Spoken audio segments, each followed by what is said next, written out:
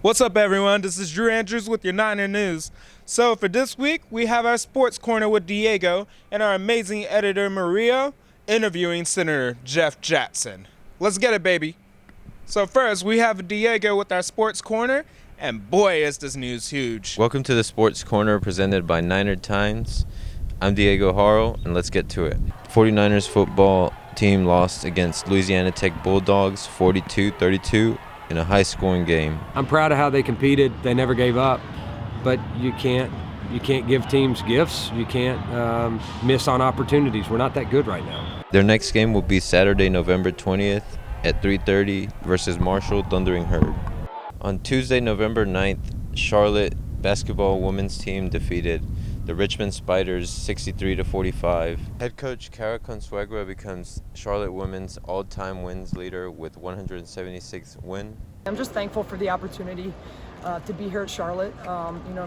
Not that many coaches get the longevity that I've been afforded, and I appreciate all the support that I've gotten through the years from Judy Rose to Mike Hill and everybody else, and the way that they've treated me and the opportunity they gave me. Men's basketball also hosted their season opener on Tuesday, November 9th.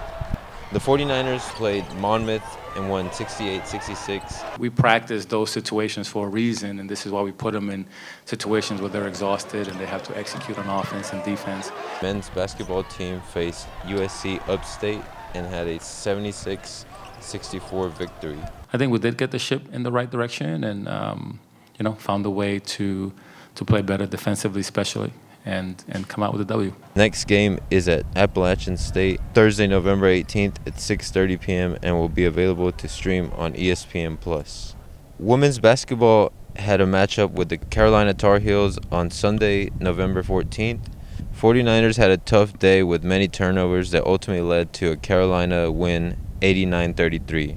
The season is long, and this is our second game, and everybody with Charlotte across their chest is disappointed about our performance tonight. But we have a long way to go, and we're going to be a good team. Their next game is away at Wake Forest on Thursday, November 18th at 7 p.m. and will be available to watch on ESPN3. Wednesday, November 10th, men's soccer team hosted Florida Atlantic University Owls in the first round of the Conference USA Soccer Tournament. At the end of regulation, it was tied 0-0 and were forced to go to 2 overtime periods that also ended in a tie. The men's lost in a penalty shootout, which FAU advanced 5-3. Men's will now host Georgia State Panthers in the first round at home on Thursday, November 18th at 7 p.m. And next up, drum roll, please. Wait, there's no one else here to do the drum roll. But it's our amazing editor Maria interviewing Senator Jeff Jackson. Let's do it. Senate candidate Jeff Jackson celebrated a town hall in the Star Quad on Monday. What wins now? Transparency and authenticity. If you don't have those two things, you're frickin' toast. Some of his issues that are taking a primary role on his campaign are climate change and universal health care. We're the only developed nation on earth with no form of universal health care, and that's wrong.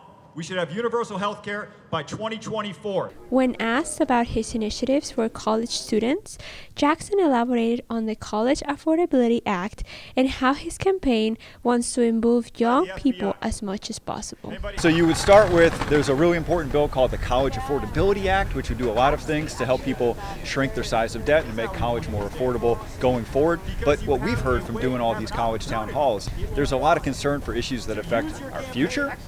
Climate change being a big one.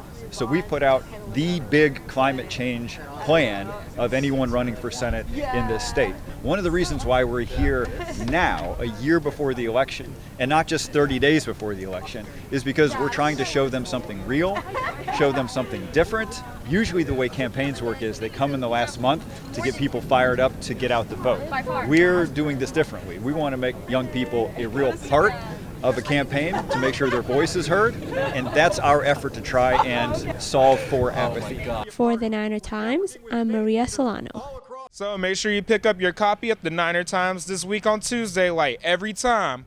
But this is Drew Andrews with your Niner News, but stay tuned.